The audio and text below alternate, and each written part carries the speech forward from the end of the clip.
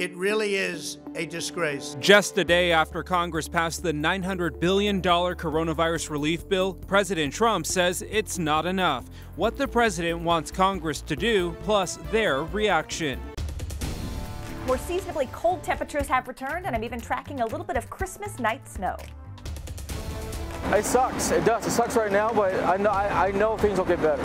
Plus, a devastating house fire on the South Hill making a tough year even harder for the people that live there. We speak to the people who tragically lost everything. Hey there, good evening. Thanks so much for staying up late with us tonight. I'm Tim Pham. Developing tonight, 24 hours after Congress sealed the deal on the new stimulus package, President Trump says it's not enough. In a Twitter video, President Trump asked Congress to send him an amended relief package. He's demanding that the stimulus checks of $600 for each American be increased to $2,000. I am asking Congress to amend this bill and increase the ridiculously low $600. Or else the next administration will have to deliver a COVID relief package, and maybe that administration will be me. In the 4-minute video, the president says that the bill delivers too much money to foreign countries, but not enough to Americans.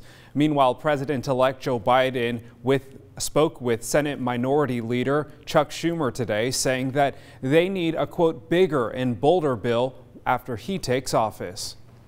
This bill is just the first step, a down payment, in addressing the crises, more than one that we're in. There's a lot more work to do.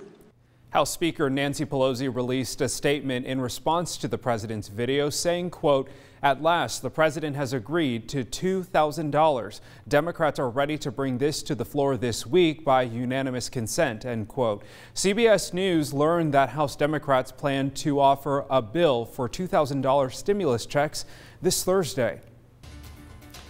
New at 11, 4 people are displaced from their home tonight after a house fire burned on the lower South Hill. KREM 2's Casey Decker spoke with some of the people who live there. The important thing is that nobody was hurt. 4 people and 3 dogs all got out okay, but the house and the things inside of it largely destroyed or badly burned. A little after 4 p.m. today, a fire started in the garage. David Hoover, the homeowner, says the flames spread rapidly. Time doesn't make any difference at that point. You don't know what time is because it all seems like it's a blur. He and the 3 others who lived there got out with their animals and fire crews soon arrived. But the garage and attic, along with other parts of the house, were in bad shape. Patrick Smith says he lost a lot of valuable workout equipment that was in the garage. I work out because it helps, and it's my therapy in a way. It's been a rough year already. In addition to the other challenges of 2020, Smith lost his dad, his job, and now this. I miss my dad, man. What's killing me is I got stuff in there. My dad's earned everything I put, and I feel I'm freaking out like I lost it all. It's the only thing I have with my dad right now. I'm so sorry.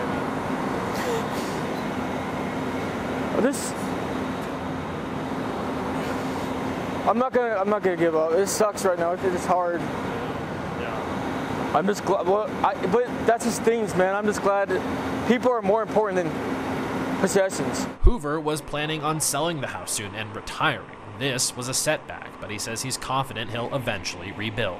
Being in the military for many years, you learn that you're moving from time to time, and not everything that you have is going to go with you, and so you adapt, and this is going to be an adaptation. And as far as we could tell, no damage to the surrounding properties. Fire crews arriving on scene quickly enough to prevent the flames from spreading there.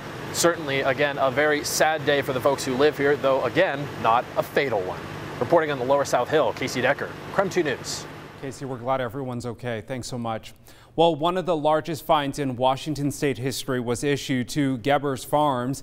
The State Department of Labor and Industry says the company violated COVID-19 protocols multiple times this year, and they'll have to pay more than $2 million as a result. Investigators were tipped off by anonymous phone calls earlier in the year. It was later discovered 2 employees died from the virus in July because of working and living conditions. The farm is based out of Brewster, Washington. We take this job seriously. No one should have to go to work and then not come home or come home sick and spread an illness to their family and others. It should never happen. Gebers plans to appeal the fine. Representatives say that they've been following state guidelines since July and are extremely disappointed in the decision. They'll have 15 days to try to get the $2 million fine overturned. To tracking the coronavirus now, Spokane Regional Health District is reporting 285 new cases in Spokane County. That brings the total number of cases to a little more than 24,000 since the start of the pandemic. One new death was also reported. Currently, 62 Spokane County residents are hospitalized. In North Idaho, the Panhandle Health District is reporting 329 new cases. No new deaths were reported. Currently, 95 people are hospitalized.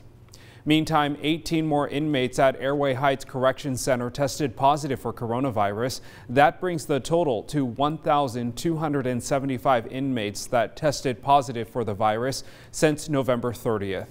The Correction Center reported the most coronavirus cases out of any Washington Department of Corrections facility.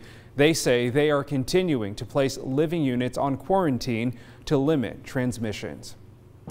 All right, to weather now. It's feeling like winter again with the return of cold temperatures. Meteorologist Michelle Boss is reporting live from home tonight. Michelle, is it going to get snowy anytime soon? Now things are going to be pretty quiet as we head into Christmas, but we certainly are cold enough for snow now. Temperatures across the region about 25 degrees colder than we were 24 hours ago. So this time yesterday at 10 and 11 p.m., 26 degrees right now in Spokane. Yesterday we were about 50 degrees, 22 in Coeur d'Alene, and getting down there in Deer Park, 20 degrees above or below freezing, I should say, in Moses Lake, and getting close to freezing in Lewiston, 33 degrees. You can see on satellite and radar all is quiet across the northwest. Just a few clouds across North Idaho, but otherwise mostly clear skies across the region. The main thing we'll be watching for the next couple of days is mainly some patchy fog and freezing fog during the early morning hours. Otherwise, mostly clear skies tonight, down into the lower 20s. We'll see mostly sunny skies tomorrow, but even with the sunshine, temperatures seasonably cold, highs in the mid-30s tomorrow. Partly cloudy on Thursday, 35, and Christmas Day forecast, mostly cloudy, 35, a chance of snow Christmas night. All right, Michelle, thanks so much. In your vaccine coverage, with the approval of the Moderna vaccine, Washington will receive more doses. Now the state is receiving vaccines from both Pfizer and Moderna. Combined, Washington is getting close to 180,000 doses of the vaccine this week. The Washington State Hospital Association says 44,850 Pfizer doses and 128,000 Moderna doses are expected. The Pfizer doses will mainly go to hospitals with specialized freezers. But the Moderna vaccines are more easily stored, so they're going to more than just hospitals. They're going to public health departments, primary care facilities, and private medical groups. Now, the news comes after the number of Pfizer vaccines coming to Washington was cut by 40% because not enough were ready for distribution. Meanwhile, 2 Idaho healthcare workers experienced severe allergic reactions to getting the Pfizer COVID-19 vaccine. Here's what we know. Both had a known history of getting severe reactions after receiving an injectable medication. One healthcare worker is fully recovered while the other is in the hospital. They are expected to be discharged today. The medical director for the Idaho Division of Public Health addressed the news in a statement. The director said in part, "In light of these events, we are concerned about the risk to people with such a history and recommend that anyone with a history of severe reaction or anaphylaxis to any vaccine or injectable therapy defer taking this vaccine until more is known." Right now, both incidents are being investigated. Well, we're just getting started here on KREM 2 News at 11. Next, we have your day's top headlines, including the train derailment in Whatcom County that now has the FBI investigating. Then later, some North Idaho teachers noticed a student's wheelchair was having a difficult time moving around the playground. The heartwarming story of how students stepped up to help bring some ease to their classmate.